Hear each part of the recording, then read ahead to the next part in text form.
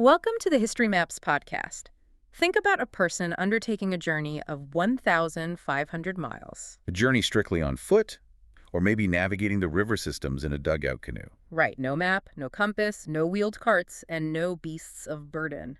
They are carrying a heavy pack filled with volcanic glass, and they are crossing the Great Plains, navigating the intricate rivers of the Midwest, and eventually arriving in the Ohio River Valley. And the fascinating part is what happens to that glass when they finally arrive. I mean, they do not sell it for a fortune.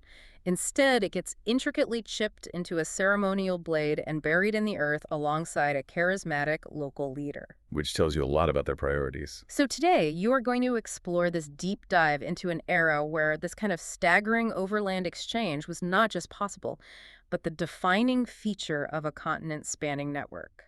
You are stepping into the Woodland Period of North America. This is an era stretching from roughly 1000 BCE to the year 1000. It represents a 2,000-year span where you see indigenous communities across eastern North America undergo a profound reorganization. To visualize the geography for a second, draw a line in your mind from the Great Lakes down to the Gulf Coast. And then from the Mississippi River east to the Atlantic seaboard. Within that enormous landscape, highly mobile bands of hunter-gatherers gradually transformed into settled societies. They constructed huge geometric earthworks, cultivated native plants into a thriving agricultural system, and established those continental trade roads that moved the volcanic glass you mentioned. Before you can fully understand how they accomplished all of this, you really need to understand the constraints of how historians and archaeologists studied this specific era. Right, because we are looking at a period long before European contact. Which means there is no written historical record. There are no ledgers, no diaries, no royal decrees to read. The historical record for this era is written entirely in the soil. So to reconstruct their daily lives, the political structures, and the belief systems, researchers rely entirely on the interpretation of material culture. That means analyzing the chemical composition of pottery sherds to see what was actually cooked inside them. Or identifying microscopic botanical remains, seeds and pollen, to figure out their diet. It also requires reading very subtle changes in soil color.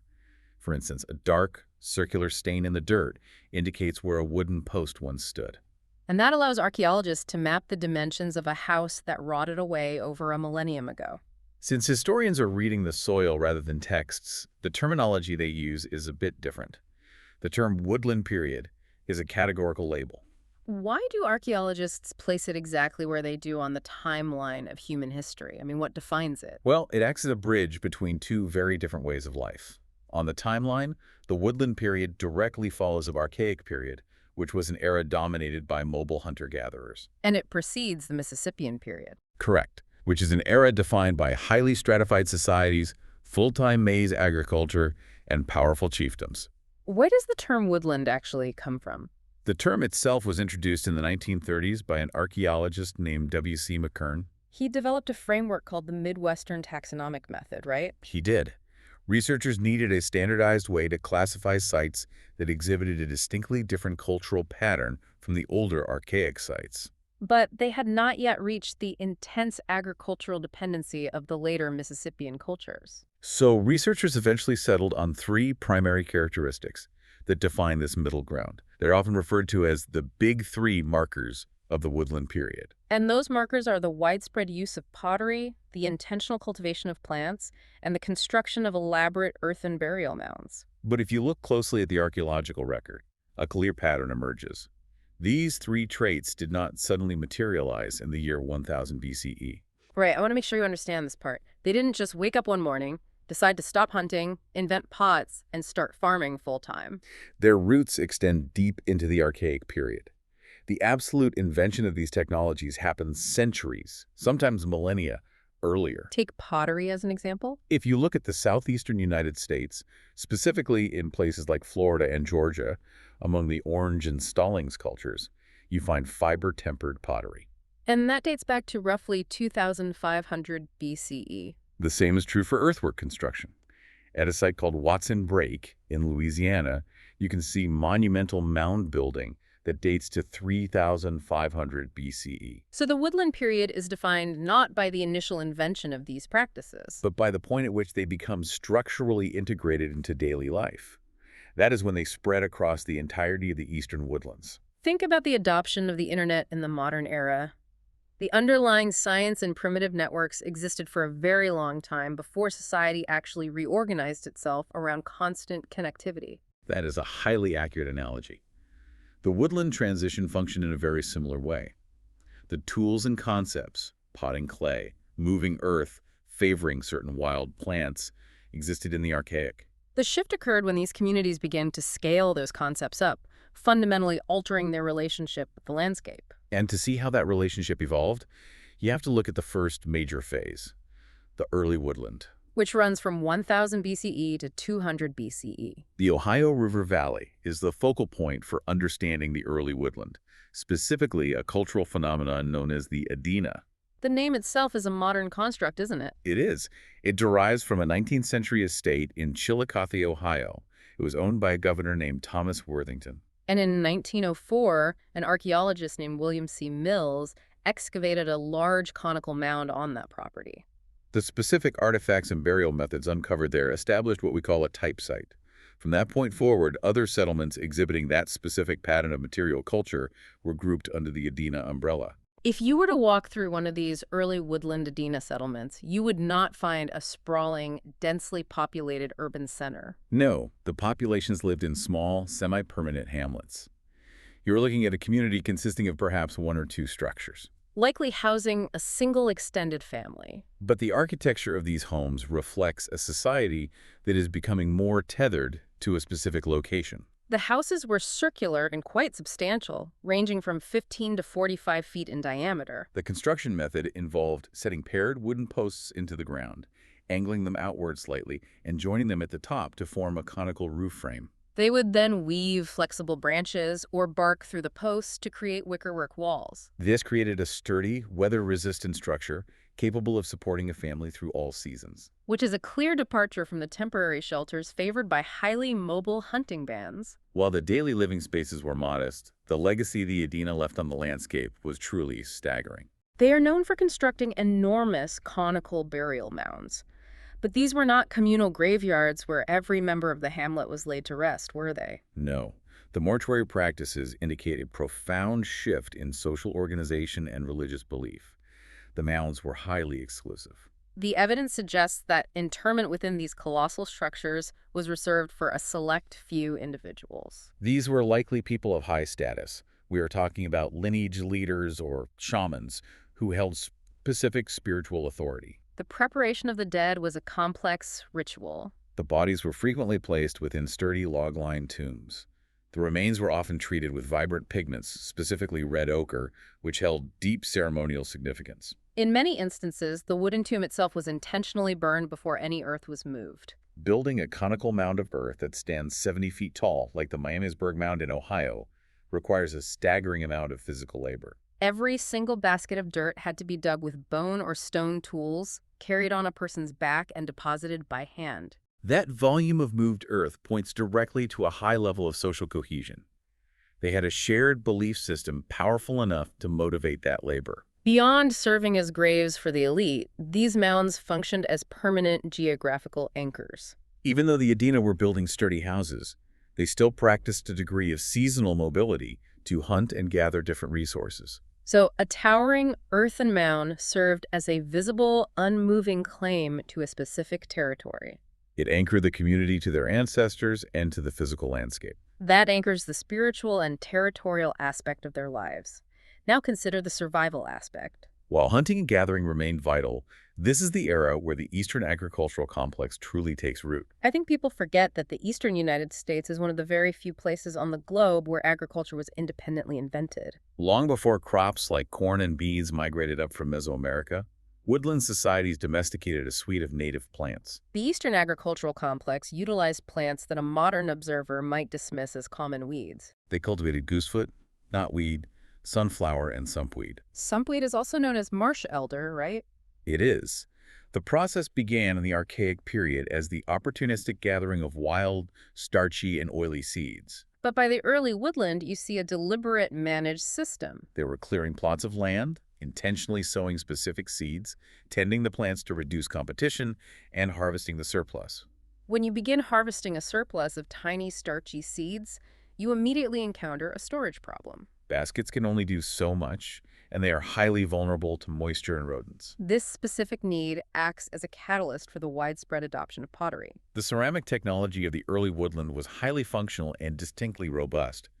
The vessels were typically thick-walled, heavy, and built by hand using a coiling method. Where long ropes of wet clay are stacked and smoothed together. A defining feature of this early pottery is the temper. Pure clay shrinks and often shatters when exposed to the heat of a fire. To prevent this, potters mixed grit into the raw clay to give it structural integrity. They used crushed quartz, limestone, or chert. You can see the regional variations in how they approach this new technology. In the Northeast, you find vignette eye pottery. These vessels are conical and feature distinctive cord marking on both the interior and exterior surfaces. The potter would wrap a wooden paddle in cordage and repeatedly strike the wet clay to compress the coils. It left a highly textured impression. If you look further south, in regions like Maryland and Virginia, you encounter Marcy Creek pottery. This style perfectly illustrates a technological transition in real time. The clay for Marcy Creek wares was tempered with crushed steatite, also known as soapstone. The finished vessels were oblong, featured flat bottoms, and had lug handles on the sides. They were engineered to look and function exactly like the heavy carved stone bowls that had been utilized during the late Archaic period. The potters took a familiar traditional design and simply rendered it in a new, more malleable material. Alongside the practical tools for survival, the artifact record gives you a window into their spiritual lives. The objects found in those high-status burials often feature deep religious iconography. You find artifacts meticulously carved or engraved with zoomorphic representations, images of birds, wolves, bears, and deer. The prevailing interpretation among archaeologists is that these items were central to a shamanistic practice focused on animal transformation. So, a carved wolf effigy or a bear claw was not a piece of decorative jewelry. No, it was a functional spiritual conduit. The belief was that wearing or utilizing these items during a ritual would impart the physical prowess or spiritual qualities of that specific animal to the practitioner. The Adena established deep roots in the Ohio Valley. They developed localized agriculture, built permanent houses, and constructed enormous earthen monuments to their dead. But as these communities became more efficient at gathering and storing food, their horizons expanded. They began to look outward, forging connections that would completely transform the continent. That brings you to the Middle Woodland phase, a period spanning from 200 BCE to the year 500. The transition into the Middle Woodland is characterized by an explosion of interregional communication. This phenomenon is known to archaeologists as the Hopewellian interaction sphere. While the epicenter of this activity remained in the Scioto River Valley of southern Ohio, the network itself stretched across nearly the entire eastern half of North America. This is where you really have to look at the sheer logistics of what they were accomplishing. The Hopewell interaction sphere was defined by the relentless movement of exotic raw materials. You have copper being mined around the Great Lakes. You have silver coming down from Ontario. Galena, a dense lead ore, is moving outward from Missouri and Illinois. Sheets of mica are being harvested in the southern Appalachian Mountains. Obsidian, that razor-sharp volcanic glass we talked about earlier, is traveling from what is now Yellowstone National Park. Knife River chalcedony is moving from North Dakota. And huge marine shells like lightning whelks are being transported inland from the Gulf Coast. The physical execution of this trade network is staggering. You are looking at a society moving thousands of pounds of raw material across varied, difficult terrain. Relying entirely on human endurance, foot trails, and a deep knowledge of navigable river systems. But the most critical question is not just how they move these goods, but why. Modern global supply chains operate on currency, market demand, and often the protection of centralized states. The Hopewell network functioned without any of those elements. So if they do not have a centralized empire forcing this trade, and they do not have a coined currency to buy and sell these goods, what is the engine driving this massive exchange? The engine was a complex web of social and ceremonial obligations. It was heavily reliant on a specific type of leadership structure. Anthropologists refer to this as the big man system. These woodland communities were fundamentally organized around kinship, extended families, and clan affiliations. They did not have kings who inherited absolute authority, and they did not maintain standing armies to enforce their will. A big man was an individual who accrued influence through personal charisma, the ability to mediate disputes, and perceived spiritual power. They lead through persuasion and obligation. not coercion. The power of a big man rested on his ability to forge alliances and facilitate reciprocal exchange. If a clan leader in the Ohio Valley wanted to secure peace or establish a political tie with a distant clan in the Appalachian Mountains, they did not sign a treaty. They established a formal trading partnership. The exchange of finely crafted Ohio pipestone for sheets of Appalachian mica was the physical manifestation of that alliance. The goods themselves represented the relationship. Which explains why these items end up in the burial mounds. When that influential leader dies, the physical symbols of their social connections, the copper axes, the obsidian blades, the mica cutouts, are buried with them. But how can you be certain these items were purely symbolic? I mean, is it possible that a copper axe was just a highly effective tool that belonged to someone wealthy? The archaeological context provides a very clear answer to that. First, these exotic materials are found almost exclusively in mortuary settings or specific ceremonial caches. You rarely find them in the domestic refuse pits where broken tools and everyday garbage were discarded. Second, the level of craftsmanship is highly suggestive. Yeah. The objects are polished, ground, and chipped to a degree of perfection that far exceeds any practical necessity. Most tellingly, when you examine an obsidian blade or a copper celt under magnification, they show absolutely no signs of use wear. They were never used to butcher an animal or chop down a tree. Their value was entirely social and ceremonial. They were the ultimate status symbols, and during the Middle Woodland, the earthworks themselves evolved into symbols of unparalleled civic power. The construction moves far beyond the conical burial mounds of the early woodland. In the Ohio and Illinois river valleys, populations began engineering geometric earthworks on a colossal scale. They constructed perfect circles, squares, and octagons with earthen embankments that enclosed hundreds of acres. The Newark earthworks in Ohio, for instance, form a sprawling, interconnected complex of geometric shapes. It is important to clarify that these were not forts. Right. If you look at the layout of these enclosures, the ditch is frequently located on the inside of the earthen wall. From a defensive standpoint, an interior ditch is a severe tactical disadvantage. It traps the defenders. The design indicates they were monumental, civic, and ceremonial centers. They served as gathering places for dispersed populations to come together for feasts, trade, and ritual activity. Furthermore, the precision of these shapes' perfect circles, spanning over 1,000 feet in diameter, requires an advanced understanding of geometry and sophisticated surveying techniques. Many of these structures also feature precise astronomical alignments, framing the rising and setting of the moon over complex 18-and-a-half-year cycles. The technological refinement of the Middle Woodland is also highly visible in their everyday items, particularly the pottery.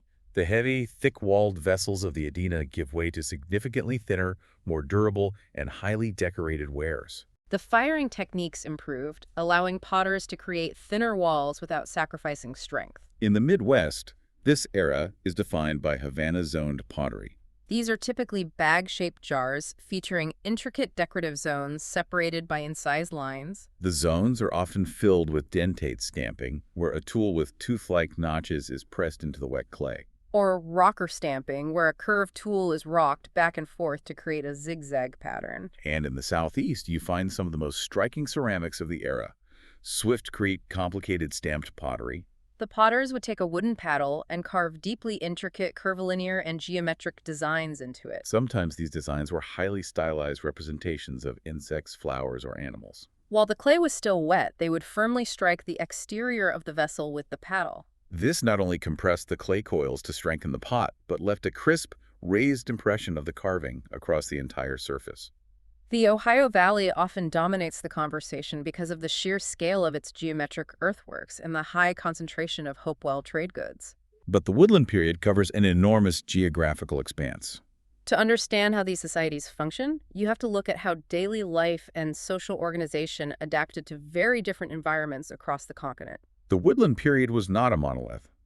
The Hopewell interaction sphere provided a shared language of trade and symbolism, but the day-to-day reality of survival dictated immense regional diversity. The strategies that worked in the fertile river valleys of Ohio were entirely impractical in other climates. If you travel north to the Great Lakes region and into present-day Wisconsin, the environment enforces a completely different economic strategy. The defining factor there is the climate. The growing season in the north is significantly shorter. The populations living there could not rely on cultivating the starchy seeds of the eastern agricultural complex. A late frost could wipe out an entire season's yield. Instead of fighting the climate to farm, They developed highly specialized strategies to exploit what the northern environment provided naturally in abundance. They leaned heavily into the aquatic resources of the Great Lakes and the surrounding wetlands. Wild rice became a critical staple.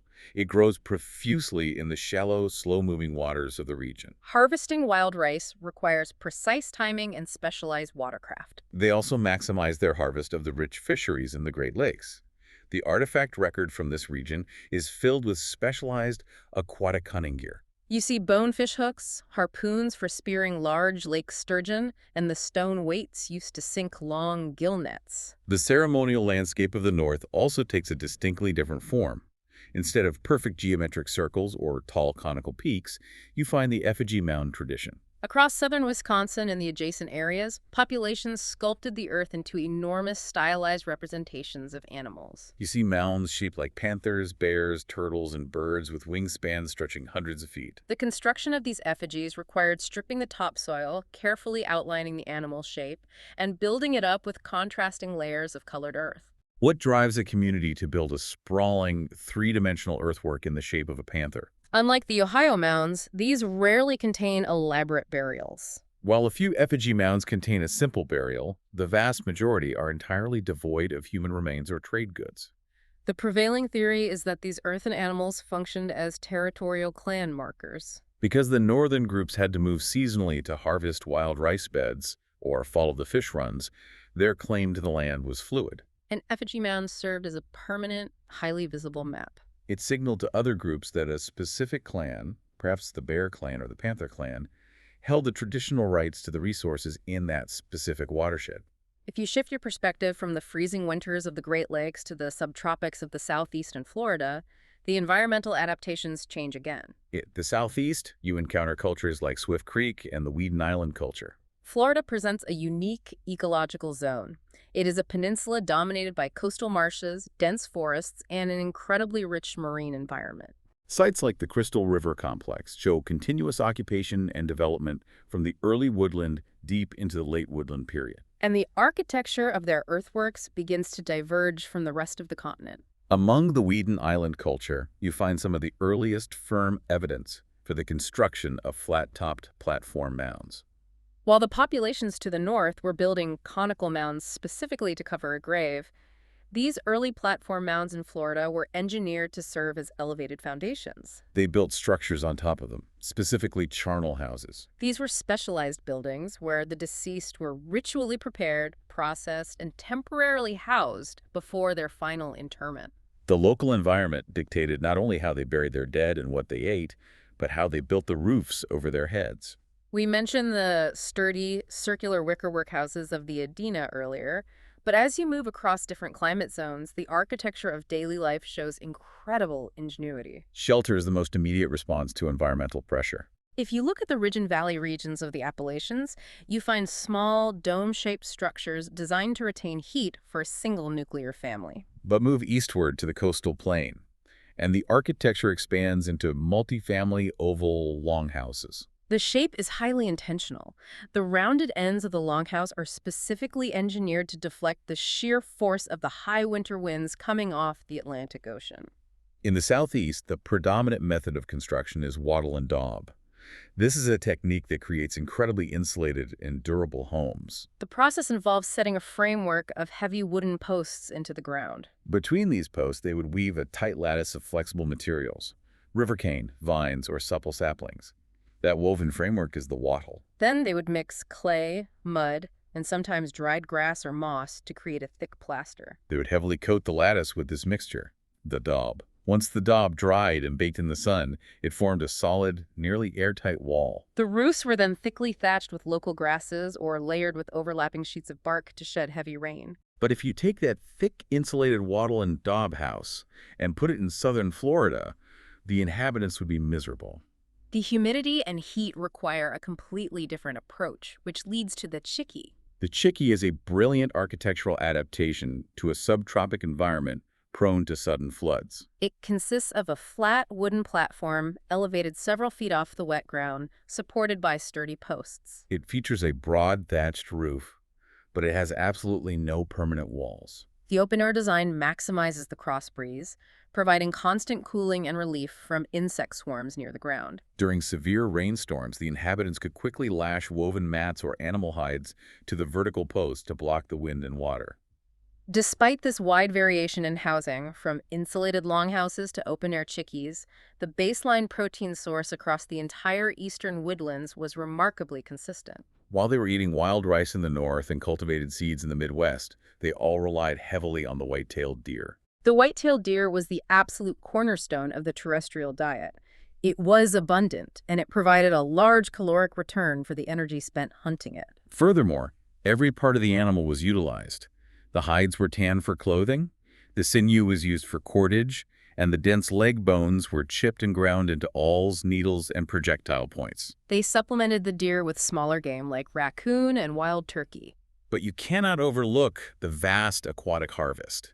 For settlements located along the coasts or major riverways, aquatic resources were the true staple. They harvested immense quantities of freshwater mussels, coastal oysters, and anadromous fish. Species that migrate from the ocean up into the freshwater rivers to spawn in staggering numbers. So you have a picture of these populations living in varied climate-specific housing, utilizing a diverse mix of hunting, gathering, and early farming. How did these individual families organize themselves into a functioning society? While the artifact record shows a clear increase in social complexity, evidence of high-status shamans, massive earthworks, and continental trade, the fundamental economic unit of the Woodland Period remained the egalitarian nuclear or extended family. They did not operate under rigid class structures.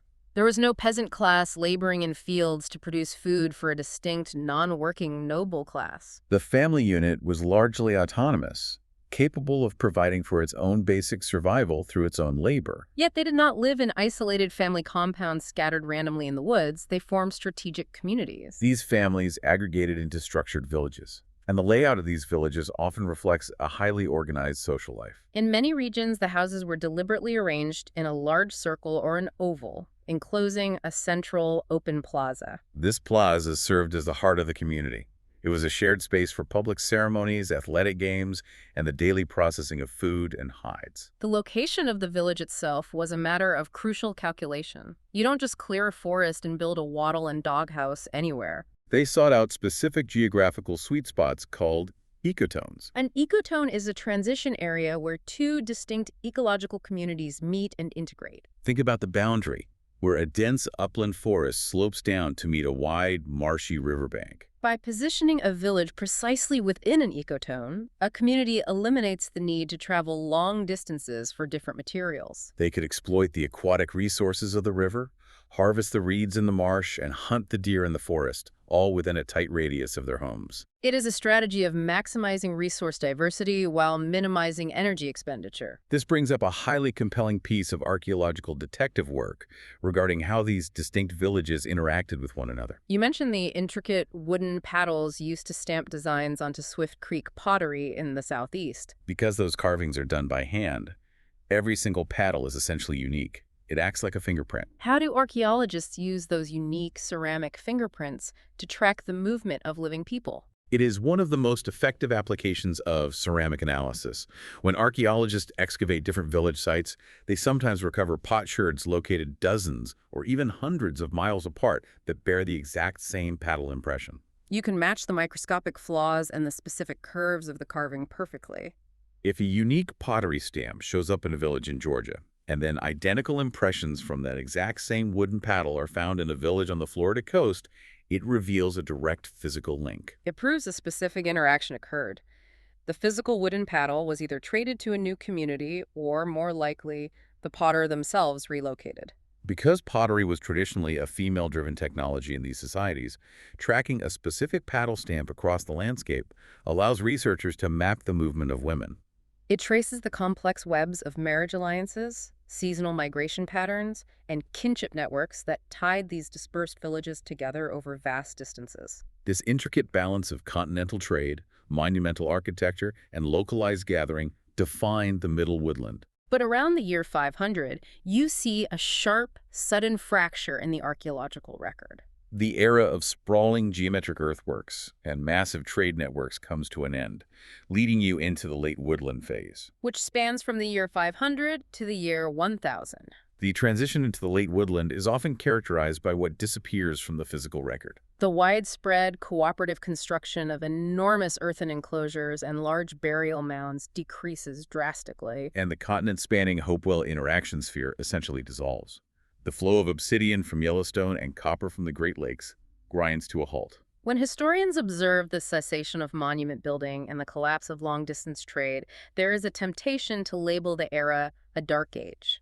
But applying that term to the late woodland is a profound misunderstanding of the evidence. The late woodland was not a collapse of civilization. It was an era of intense, localized reorganization driven by two major technological revolutions. A revolution in hunting and a revolution in agriculture. Let's examine the hunting revolution first. For thousands of years, the apex weapon in North America was the spear, utilized with an atlatl. The atlatl is a specialized tool, a spear thrower that functions as an extension of the human arm. By placing the butt of a spear into the hook of the atlatl, a hunter gains immense leverage, allowing them to hurl a heavy dart with tremendous force and penetration. However, the atlatl requires a specific type of heavy, large stone projectile point to maintain its trajectory. But during the late woodland, the archaeological record shows a dramatic shift. The large, heavy spear points disappear, replaced entirely by something else. You see the rapid, widespread adoption of the bow and arrow. The physical evidence for this is undeniable. It is the sudden proliferation of very small, thin, triangular stone points. These points are specifically engineered to be hafted onto lightweight aerodynamic arrow shafts. The mechanics of the bow completely alter the nature of hunting. Using an atlatl effectively in dense woods often requires group coordination. You need multiple hunters to drive, ambush, or corner a large animal to get close enough for a clear spear throw. The bow changes that dynamic entirely. The bow and arrow is a highly efficient, individualized weapon. A single hunter can move silently through heavy brush, draw a weapon with minimal physical movement, and strike a target from a greater distance with high accuracy. It democratized hunting, making it far easier for small, solitary groups to secure protein without relying on the coordinated labor of a large village. While the bow revolutionized how they acquired meat, an equally profound shift was happening with how they acquired carbohydrates. The late woodland sees the rise of a highly sophisticated agricultural triad known as the Three Sisters. The Three Sisters refers to the symbiotic cultivation of maize, beans, and squash. While maize had been present in small quantities earlier, it becomes a vital dietary staple during this phase. This system is a marvel of indigenous bioengineering. It is not just about planting 3 crops in the same field. It is about how those specific plants interact with the soil and with each other. They are planted together in small mounds of earth. The sturdy stalk of the maize plant grows tall, providing a natural pole for the vining beans to climb. Beans are legumes. They possess the unique biological ability to pull nitrogen from the air and fix it into the soil, which acts as a constant natural fertilizer for the nitrogen-hungry maize. The squash plants spread out low across the ground. Their broad leaves act as a living mulch, shading the soil to retain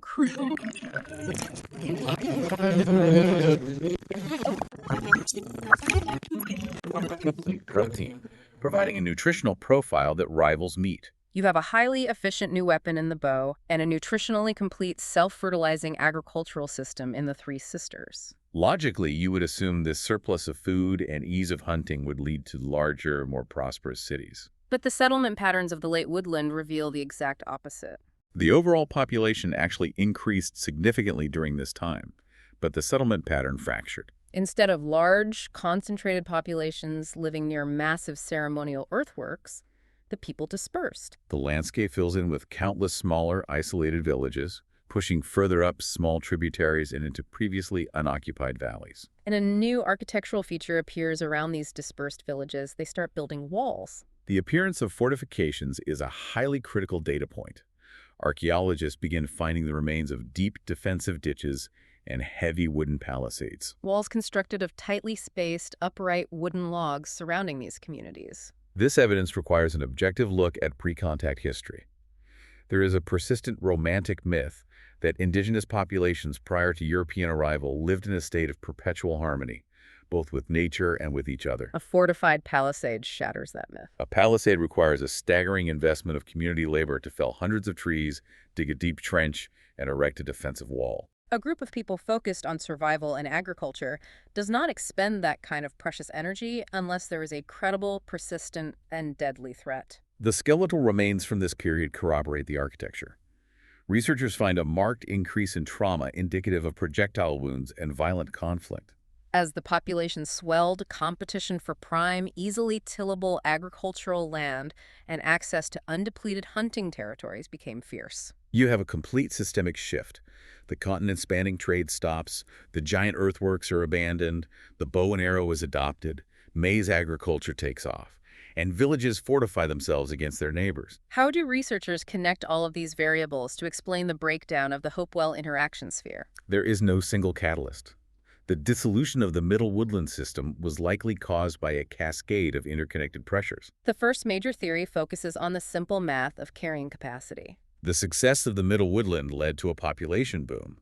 Eventually, that concentrated population may have simply outgrown the natural resources available in their immediate vicinity. When a community exhausts its local food supply, the intricate social networks built on reciprocal gift-giving and peaceful trade fracture. Clans that previously traded exotic stones for alliances are suddenly forced into direct competition for basic survival, leading to territorial raiding.